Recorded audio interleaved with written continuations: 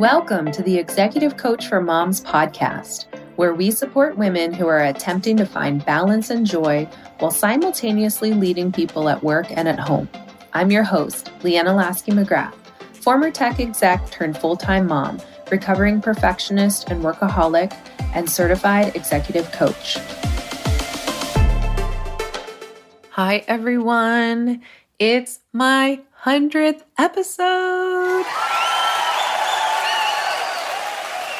I'm so excited. I am celebrating big time, and it's just been such a journey, and I'm so excited to talk with you, share some of the things I've learned, and I'm just so happy that you're here with me. Thank you. Thank you for being here. Thank you for listening, whether this is the first episode you're listening to or you tune in every single week. I appreciate you, and I'm glad that you're here. In the podcasting industry, there are some different statistics, and I don't actually know which ones are real and where they come from and everything. But one of the stats that flies around often is that 90% of podcasts don't make it past episode 3. And of that remaining 10%, 90% don't make it to episode 20. So it's quite an anomaly, if those stats are correct, to make it to 100. And honestly, making it to 100 feels really, really good. I feel really proud of myself and of the team. And I'm just so grateful to all of you who tune in every week and who make me want to keep producing this. I appreciate you. I'm pretty proud of myself and my team because we've been publishing almost weekly for 2 years now. The Executive Coach for Moms podcast trailer was published on May 20th, 2023, and this episode is being published on May 22nd, 2025.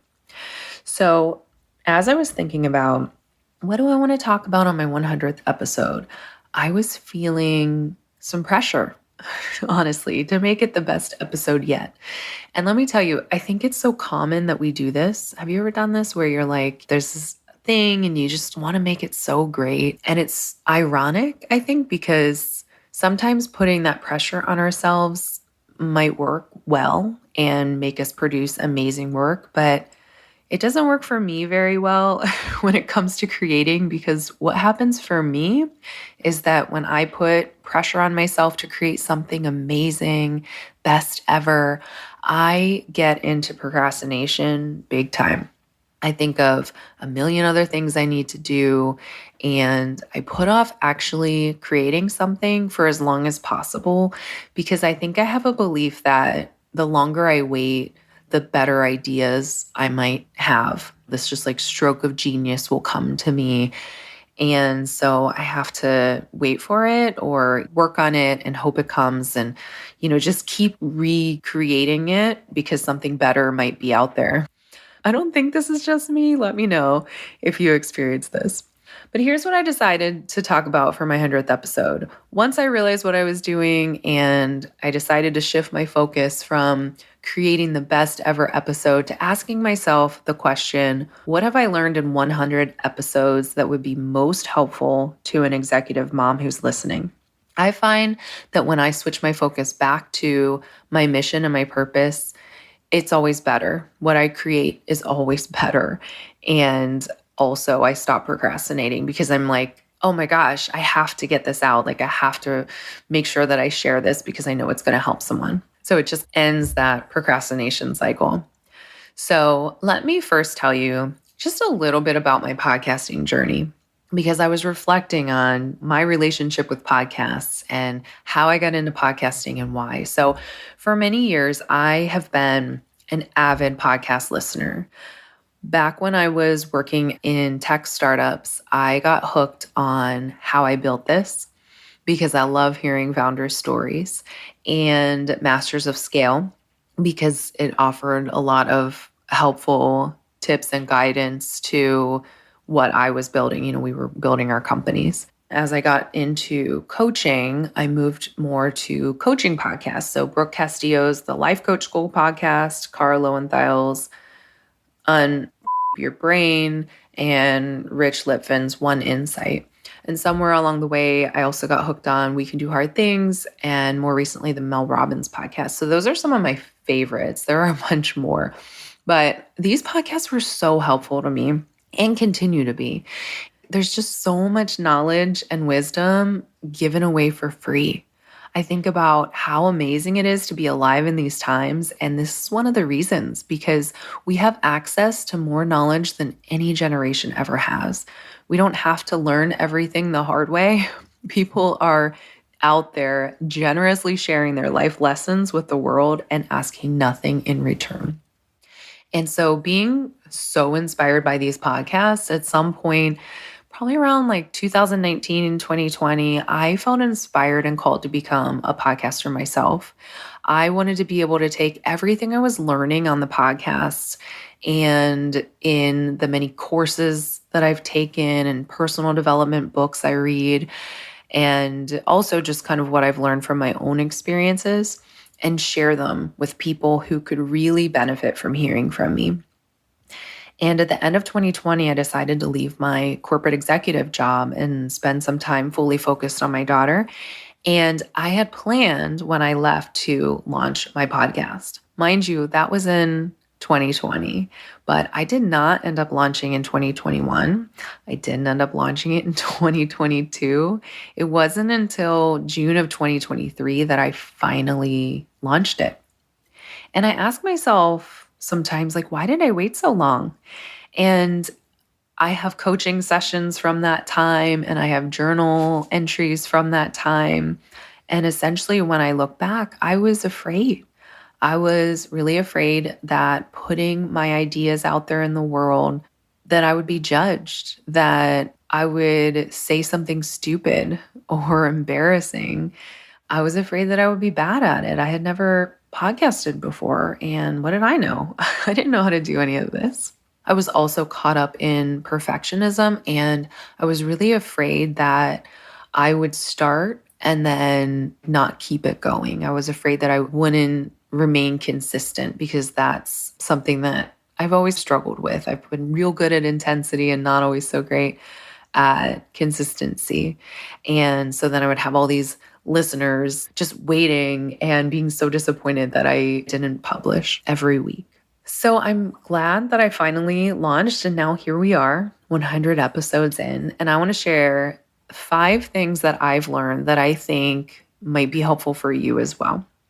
The first is that ready is a decision, not a feeling. I actually got this idea from Jess Sims, who is one of my favorite Peloton instructors, but it applies here because it's so important. We cannot wait for that feeling of readiness. I waited 2.5 years to launch this thing, and I still didn't feel fully ready. But I realized that another 2.5 years wasn't going to do it for me. So if you're waiting to feel ready to start something, whether it's a new business or a new habit or negotiating for a higher salary or a promotion, you have to decide to be ready. You cannot wait around for a feeling because it may never come. Number 2 is the idea of embracing a beginner mindset. This one is a tough one for me. It might be for you as well, because as a firstborn who was always in advanced honors courses in school, and then I became a vice president of a company in my 20s, I've kind of always felt like I don't have the luxury of being a beginner. I have to become a master faster than everyone else if I'm going to be able to lead effectively and prove myself that I deserve to be here. And that's served me in many ways throughout my life. And I'm so grateful for that mindset. But as with everything, there's a positive side and a negative one too. So something that serves us in one place can become a detractor in another place. And so the shadow side of this for me is that I tend to be more hesitant to try new things if I don't know I'll be good at them. And especially when people are watching, when other people can see me trying the new things for the first time. I remember when I started out coaching and I was in my coach training program, and I was so afraid to actually coach anyone. And I asked my mentor coach if I could just somehow become really good at coaching before I ever actually coached other humans. if I could just like study enough, or like what could I do to get really good at it so that I didn't have to practice and learn and look stupid in front of other people. And unfortunately, it doesn't work that way. She informed me that I had to coach other humans in order to become good at coaching other humans, which, I mean, when you hear it like that, it's like, yeah, okay, of course. But I think it's just so important that we give ourselves permission to be a beginner sometimes, that we become okay saying, I'm new at this and I'm trying my best and I have a lot to learn, but I realize I can only learn by doing. There's no way I can become good at podcasting without actually podcasting. I can't like go into a green room and like just practice for years and years on end. Like, what's the point of that? And so it's like, of course, I'm going to take classes and I'm going to read all the books and research and prepare as best I can. But at some point, I'm going to have to go out there and start doing it. And I'm going to have to be learning along the way and become comfortable with that feeling of discomfort and just knowing that like it's supposed to be there and it's not a problem and it's not going to kill me. And also, I think it's so important to learn to have our own backs, to manage our emotions, and to support ourselves whenever we inevitably mess up. Because, of course, as a beginner, we're going to not do it perfectly. We're going to mess up and make mistakes. And I just think that if we stay so afraid of that possibility that we don't do it, that's just a huge missed opportunity. Number 3 is to know your why. I think of this in so many different aspects. I think it's so important to get clear on your personal mission and vision, your purpose, your goals, and to stay connected to them, to remind yourself of them daily or multiple times a day. If your goal is to help someone, ask yourself every day, what does that person need right now? Just like I did for this episode. I think whenever I bring myself back to service and I bring myself back to connection to that bigger purpose, it makes everything so much more clear and it makes it easier to take action. If your goal is to build something, ask yourself every day, what's one thing I can do today, big or small, to build it? I think when our ego gets activated, our ego will say, don't put yourself out there on display for everyone to judge. Don't do the scary thing or you might look stupid. We have to bring our focus back to our bigger purpose and our goals and why we're doing this. My therapist always says the ego just wants to stay employed and it's always going to want you to focus on it. But you have to constantly, every day, it's a practice that we have to do all the time because of our human nature. We have to constantly shift our focus to our bigger purpose and mission and goals if we want to achieve them. Number 4 is to get support where you need it. I firmly believe that the ability to ask for help is a superpower and a crucial success strategy. This is coming from someone who likes to be able to do it all and who used to have a very hard time asking for help. And honestly, sometimes I still do. But I know myself and I know that having some help to make sure this podcast gets out every week is necessary. As moms, we carry heavy loads and we can't do it all by ourselves. And so I think it's just so important to recognize where we need help and to not be afraid asking for it. So I have to give a huge shout out to my amazing team, Laura, my producer, and my sister, and Maura, my editor. I'm just so incredibly grateful to both of you for helping me to make this podcast happen every week, sometimes at the last minute. I am pretty clear about what I'm good at and what I'm not, and I found some really amazing people to bring their unique strengths, the things that they are so, so good at, where I need them most, so that all of you amazing listeners have an episode to listen to almost every week. So thank you, Maura and Laura. I appreciate you both. Number 5 is that perfectionism is the killer of dreams. And I've touched on this a little bit, but I want to talk a little bit more about it because I think perfectionism may serve you in some ways, but it's so important to notice where it doesn't. This podcast has honestly been a weekly lesson in perfectionism recovery because every week I wish I could re-record. I want more rounds of editing. If I had perfection as my bar, we would not be at 100 episodes. I would probably be at like 5 in 2 years because I would just want to keep iterating. I would just want to keep making it better and better and better. And it would have taken me so long to believe that an episode was worthy of being published. Every time I listen to an episode, I think of a bunch of things I could have said differently or better, and a bunch more things that I wish I would have said. But if I'm going to get content out to you, if I'm going to get episodes out to you every week, as well as running a business and being a mom and a wife and training for a triathlon and all the other things I want to do, I just can't spend endless hours on one episode. I can't do that over and over and over. And so if you're working to get over perfectionism, just launch a podcast. It's a great practice.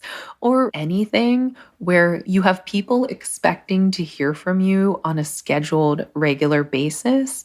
And you'll get real good at letting go of perfectionism so that you can make sure you have something for everyone to listen to. And of course, you want it to be high quality. A lot of times our brains will offer us that it's either going to be perfection or it's going to be terrible. But there's like a lot in between. And I feel so good about the episodes that we publish every week, but I know that they're not perfect. I know that there's probably lots of reworking that could be done to make them so much better. And also, I know that time is a finite resource and that I don't want to spend 40 hours an episode trying to get you the perfect episode. And also, perfectionism kept me from launching this podcast for 2.5 years. And what if I hadn't overcome it? What if I hadn't gotten coaching and coached myself? And what if I'd stayed stuck in it? I would not be celebrating 100 episodes with you today. I wouldn't have all this free content out there for you to benefit from. And also personally, I know I would be feeling miserable about myself because I would know deep in my heart that I had something that I felt really called to do, and I was ignoring that call because I was afraid. Of course, I would keep telling myself that it's because I don't have time and it's too hard and I don't know how, and whatever other excuses my brain offered me to let me feel like I was off the hook. But at the end of the day, I would not be fulfilling my purpose. I would not be living the life I want to live. I have believed for a long time, and this is how I design my coaching programs, that we have to decide what we want and go get it. That's how I've built the life of my dreams. I remember Oprah saying that most people don't know what they want, and so they'll never have it. Often, I think we're pretty clear on what we don't want. We know what we don't want, and that's a start, but we have to work to get really, really clear on what it is that we want so that we can create it. We have to have that vision of what we want for our lives, for ourselves, for our careers, for our families, in order to make it happen. I recently heard it said another way by the Avett brothers. They said, decide who you'll be and go be it. I decided I wanted to be a podcaster, and now I am. And that feels so good. And that's available to you as well. Whatever it is that you want to be, you can do the same. You just need to get clear, decide what you want to do, who you want to be, and then get to work creating it. That's the only way you're going to create the life of your dreams. Don't expect it to just happen to you. Get so crystal clear on your vision and take steps every day in that direction. Some days will be a tiny step, like when you notice that you're expecting perfection of yourself in even a small task, that you shift your thinking to expecting progress. And some will be huge steps, like the day you launch the thing. Every day is an opportunity to move in the direction of your dreams if you choose to. So decide what you want and decide who you want to be. And then every day, do it. Don't wait another second to start living the life of your dreams. Thank you so much for being a part of my dream. If you're loving what you're learning on this podcast, I'd love to invite you to check out the Executive Mom Reset. It's my 6-month coaching program for ambitious, success-driven, career-focused women who are ready to stop surviving and start thriving. Together, we'll tackle the stress, guilt, and overwhelm that come with being a high-achieving executive mom. You'll learn how to set boundaries, prioritize what truly matters, and build the confidence to show up powerfully at work, at home, and for yourself. Head on over to CoachLeanna.com right now to schedule a free discovery call. We'll spend an hour talking about where you are now, what you want to create, and how I can help you get there. Because every woman deserves to live the life of her dreams. Let's create yours together.